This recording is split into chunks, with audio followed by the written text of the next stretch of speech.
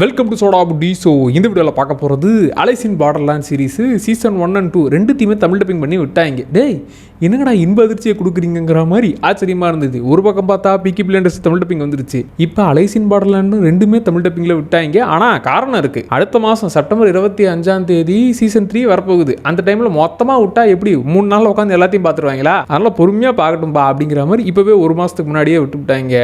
So Tamil டப்பிங்கில் பார்க்கலாமா வேணாமான்னு யோசிச்சுட்டு இருந்தீங்கன்னா யோசிக்கவே வேணா ட்ரை பண்ணுங்க. அதுவும் ஸ்குவிட் கேமை முடிச்சுட்டு ஸ்குவிட் கேம் வேற மொத்தமாக காலி ஆயிடுச்சு. ஸ்குவிட் கேம் டைப்ல ஒன்று வேணும்னா எல்லாரும் சொல்றது அலைஸ் இன் பார்டர்லேண்ட் தான். எல்லாரும் பார்க்கலாம்னு அவளோட போயிட்டு தமிழ் டப்பிங் இல்லையா செப்ப அப்படின்னு மாதிரி தூக்கி போட்டு வந்திருப்பீங்க. இப்போ தமிழ் டப்பிங்லேயே வந்து விட்டது. அண்ட் இந்த சீரீஸை பொறுத்த வரைக்கும் இதில் கதை என்னன்னா 3 ஃப்ரெண்ட்ஸ்ப்பா. அரிசு, கருபே, அதுக்கப்புறம் சோட்டா. இந்த 3 பேர் வந்து ஃப்ரெண்ட்ஸ். அதில் அரிசு வந்து வீடியோ கேம் விளையாடிக்கிட்டு வேலை வெட்டிக்கெல்லாம் போகாமல் வீடியோ கேம் விளையாடுறதே வேலையாக வச்சுட்டு சுற்றிட்டு இருப்பார். இப்படி என்னடா வாழ்க்கையில் பொறுப்பாகவே இருக்க மாட்டியாடா, பொறுப்புலாம் எப்படா உனக்கு வரும் அப்படிங்கிற மாதிரிலாம் அவர் திட்டுவாங்க. இப்போ இந்த 3 ஃப்ரெண்ட்ஸும் ஜாலியாக அவங்க பாட்டுன்னு இருக்க திருதுப்புன்னு பார்த்தா ஊர் மொத்தமும் காலி ஆயிடுச்சு. டேய் ஊரில் இருந்தவங்களாம் எங்கடா போனாங்க, என்னடா ஆச்சு அவங்களுக்கு அப்படிங்கிற மாதிரி ஒன்றுமே புரியல.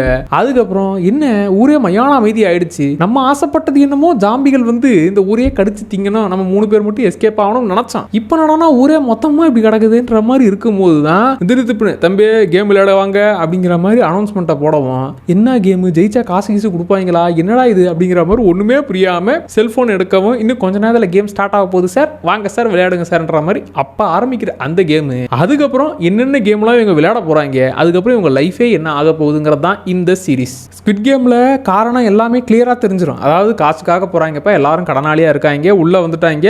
ஒரு கேமை ஜெயிக்க ஆஹா காசு அதிகமாகிட்டே போகுது, ஏன்னா ஆளுங்க காலி ஆகிட்டே வராங்க, நம்ம ஷேருங்கிறது அதிகமாகுதுங்கிற அந்த ஒரு ஆசையை தூண்டுற வகையில் இருக்கும். ப்ளஸ் எல்லா கேமும் குழந்தைங்க விளையாடுற கேமு, ஆனால் அதை கொஞ்சம் கொடூரமாக கூட்டு போகிறதுன்ற மாதிரி இருக்கும். இதில் அப்பெல்லாம் கிடையாது. எந்த கேமு எப்போ நாங்கள் சொல்லுவோன்னு எங்களுக்கே தெரியாது, நான் கொஞ்சம் மென்டல், எப்போ என்ன பண்ணுவேன்னு எனக்கே தெரியாதுங்கிற மாதிரி தான் இந்த கேமை டிசைன் பண்ணவன் திருதுப்புன்னு என்ன தோணுச்சோ அதை வச்சு ஒரு கேமாக பண்ணுவான். இவன் வந்து ஒரு இடத்துக்குள்ளே ஒரு செட்டுக்குள்ளே நடக்கிற அந்த மாதிரி இல்லாமல் மொத்த சிட்டியுமே என் கண்ட்ரோல்ரா அப்படிங்கிற மாதிரி நாம் இருக்கிறது நிஜ உலகமா இல்லை புது உலகத்தில் நம்மளை தூக்கிட்டு வந்து இப்படிலாம் புதுசாக பண்ணுறாங்களான்னு குழப்பத்தோடவே வச்சுப்பாங்க. அதுலேயும் கேம் விளையாடி அதில் தோத்துவிட்டா அப்போவே ஸ்பாட்லேயே காலி ஆயிடுவீங்க. அது இல்லாமல் கேம் விளையாடி முடிச்சதும் கொஞ்சம் டைம் பீரியட் கொடுப்பாங்க. தம்பி உங்களுக்கு 3 நாள் இருக்குதுப்பா, அது வரைக்கும் நிம்மதியாக சுற்றி பார்த்துட்டு வாங்க, கேம் விளையாட வந்துடணும், இல்லைன்னு வைங்க அப்பயும் காலி பண்ணுறோன்ற மாதிரி. சரிடா யாரா இதெல்லாம் பண்ணுறது, எதுக்காகடா இப்படிலாம் பண்ணுறீங்க, எத்தனை நாளா இந்த கேம் நடக்கும் அப்படிங்கிற மாதிரி எதுவுமே புரியாமல் கூட்டு போகிறது தான் இந்த கேம். இதில் ஹீரோவான அரிசு வந்து அவன் கொஞ்சம் ஸ்மார்ட்டான ஆள். அவன் வந்து ஒரு கேமையும் அங்கே இருக்கிற டைம்குள்ளே அவன் அண்டர்ஸ்டாண்ட் பண்ணிக்கிறதுங்கிறத தாண்டி அந்த விஷயத்தை எப்படி கிராக் பண்ணுறதுங்கிறத சூப்பராக பண்ணுவான். அப்படி ஃபர்ஸ்ட் கேம்லேயே, அதாவது நீங்கள் இந்த கேமை எவ்வளோ ப்ரெஷர் பண்ணுவாங்கன்னா, தம்பி 2 நிமிஷம் இருக்குது, தம்பி 30 செகண்ட் இருக்குது, தம்பி 10 செகண்ட் இருக்குன்னு இனிமேல் எக்ஸாம் எழுதும்போது 5 minutes more அப்படின்னு பேப்பர் போடுங்கிற மாதிரியே பதட்டத்தை ஏற்படுத்துவாங்க. அது இல்லாமல் அந்த கேமை புரிஞ்சுக்கிறதுக்குள்ளவே நீங்கள் மொத்தமாக காலி ஆயிடுவீங்க. இப்போ ஏற்பட்ட டென்ஷனான சூழ்நிலையில் இவன் இப்பெல்லாம் முடிவெடுக்கிறான். சில சமயங்களில் எமோஷனலாக முடிவெடுத்தாகணுங்கிற அளவுக்கு டென்ஷன்லேயே வச்சுக்கிறது தான் இந்த சீரிஸ். அண்ட் ஒரு கேமும் மைண்ட் லெவலில் விளையாடுறது அப்படிங்கிற மாதிரிலாம் இருக்காது. சில இடங்கள்லாம் உசுறு போய் உசுறு வருதுன்ற அளவுக்கு கிட்டத்தட்ட இது ஒரு கேமும் உங்களுக்கு வந்து சர்வைவல் த்ரில்லர் படம் பார்க்குற மாதிரியே இருக்கும். சில கேமும் மைண்ட் லெவலில் விளையாடி ஆஹா ஸ்மார்ட்டாக யோசிச்சா மட்டும்தான் இந்த இடத்துல தப்பிக்க முடியுன்ற மாதிரி இருக்கும். சில கேம்லாம் டேய் எமோஷனலாக முடிவெடுத்தாகணும்டா, என்னதான் நம்ம கூட பழகின ஃப்ரெண்டாக இருந்தாலும் வேறு வழி இல்லடா, இந்த ஆப்ஷனை எடுத்தே ஆகணுண்டான்ற மாதிரி எதிர்பாராத முடிவுகள் எடுக்கிற மாதிரி இருக்கும். சிலதெல்லாம் கொய்யால டேய் வெறும் மைண்டை வச்சுக்கிட்டு ஒரு மண்ணாங்கட்டியும் பண்ண முடியாது, அவங்கள சமாளிக்கிற அளவு உடம்புலையும் தெம்பு இருக்கணுன்ற அளவுக்கு இப்படி ஒரு கேமும் ஒரு வினோதமாக தான் இருக்கும். முதல்ல இந்த கேமை புரிஞ்சுக்கிறதே கஷ்டங்கிற அந்த ரூட்டுக்குள்ளே தான் போவாங்க. முதல்ல இந்த கேமை நீ புரிஞ்சுக்கோ, அது புரியறதுக்குள்ளே டைம் முடிஞ்சிடும், காலி ஆயிடுவேன் இப்படிங்கிற ஏரியாக்குள்ளவே இந்த கேமை வச்சுப்பாங்க. ஆக்சுவலாக இந்த சீரிஸை பொறுத்த வரைக்கும் 3வது எபிசோடில் தான் அங்கே தான் ஒரு எமோஷனலான மொமெண்ட்டுங்கிறவர் தான். அதுக்குள்ளே ஒரு கேரக்டரோட எமோஷனல் சைடு நாம ஏன் இப்படி இருக்கும், அதாவது இந்த கேமுக்குள்ளே விளையாடி உயிர் பழைக்கிறது அதுவே ஒரு தனி டாஸ்க்கு. இதுக்கு நடுவில் அவங்களுடைய பர்சனல் லைஃப், டேய் எப்படியாச்சும் நம்ம பழைய லைஃபுக்கு போவோமா இல்லை இங்கேயே கடைசி வரைக்கும் கிடப்போமா ஒன்றும் புரியலையடா அப்படிங்கிற மாதிரி அந்த டைமில் அவங்களுடைய பாஸ்ட்லாம் நினச்சி பார்க்குறதுங்கிற மாதிரி ஒரு கேரக்டருக்கான பேக் ஸ்டோரி. எல்லாருமே நல்ல ஸ்டோரின்னு சொல்ல முடியாது, சிலருக்குலாம் கொஞ்சம் கொடூரமான ஸ்டோரியாக இருக்கும். நான் ஏதோ ஒன்று சீட்டிங் பண்ணியாச்சு இந்த இடத்துக்கு நான் வந்திருக்கிறேன், ப்ளீஸ் என் இடத்த நான் தக்க வச்சுக்கணுங்கிற மாதிரி ஒருத்தருக்குமான அந்த டார்க் சைடுங்கிறத டச் பண்ணிட்டு தான் வருவாங்க. இதுக்கு நடுவில் 5வது எபிசோட்லேருந்து அதுதான் இங்கே வந்து அப்படியே கண்ணை கட்டி காட்டில் விட்ட கதையா இப்போ ஒரு டீமை கடத்தி வச்சுக்கிட்டு இந்த கேம் விளையாட போகிறாங்க.